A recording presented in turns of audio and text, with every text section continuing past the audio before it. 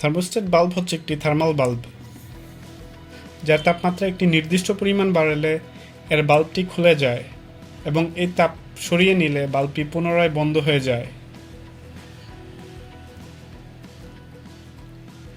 Engine start করার পর এর অপারেটিং টেম্পারেচারে আসা পর্যন্ত বাল্বটি বন্ধ অবস্থায় থাকে।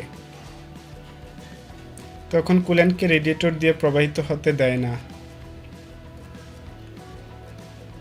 এর ফলে কুল্যান্ট হিট রেডিয়েট করতে পারে না, তাই ইঞ্জিন দ্রুত অপারেটিং টেম্পারেচারে চলে আসে।